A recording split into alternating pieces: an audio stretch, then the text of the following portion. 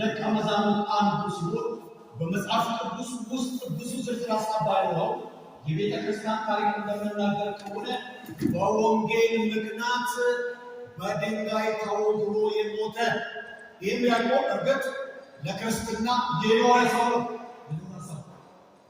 ሶስተኛው ያዕቆብ የደቀ መዛሙርቱ የይሁዳ አባት ያዕቆብ ነው።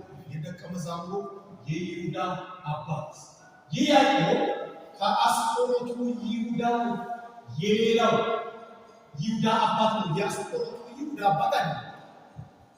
የሌላው ይሁዳ አባት መሆኑን ለማሳየት ክፍሉ ላይ እንዲህ ይላል፣ የያዕቆብ ይሁዳ ብሎ ጠቅሰው ስለየው እንመለከታለን።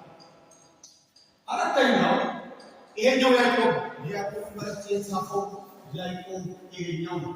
የጌታ የኢየሱስ ወንድም ያዕቆብ ምን ማለት ነው? ትንሽ ናለ ያዕቆብ መልእክት ጻፊ የጌታ ወንድም ያዕቆብ ሲሆን በመልእክቱ ከአገልጋይ ጀምሮ ሁሉም ባለበት የተቀበለው ክርስትና እንዲኖር ጠንከር ያለ መልእክት የጻፈ ሰው ከአገልጋይ ጀምሮ እስከሚመን ድረስ በተበተነበት አገር በሚኖርበት አገር በሚሰራበት ስራ ላይ በሚደርሰው ጫና በየትኛውም ክርስትናን ሳይለቅ የተቀበለውን ክርስትና እንዲኖር የሞገተ ሰው እንደውም የመጽሐፍ ቅዱስ ተማሪዎች እንዲህ ይላሉ፣ ይሄ መልእክት የተጻፈው አንድ ተብሎ ነው። ሌሎች የአዲስ ኪዳን መጽሐፍ ከመጻፋቸው በፊት የተጻፈ መጽሐፍ ነው። በጣም ጠንከር ያለ ትምህርት በጣም ጠንከር ያለ መኖር ክርስትናን መቀበል ብቻ ሳይሆን እስኪ መኖር በነፃ የተቀበላችሁትን ክርስትና ኑሩ ብሎ የሞገተ ሞጋች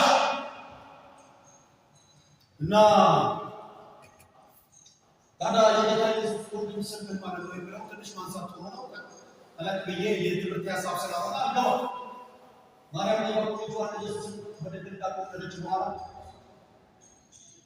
ከዮሴፍ ልጆች እንደወለደችና የኢየሱስ ወንድሞች እንደነበሩ የሚያረጋግጡ ብዙ የመጽሐፍ ቅዱስ መረጃዎች አሉ።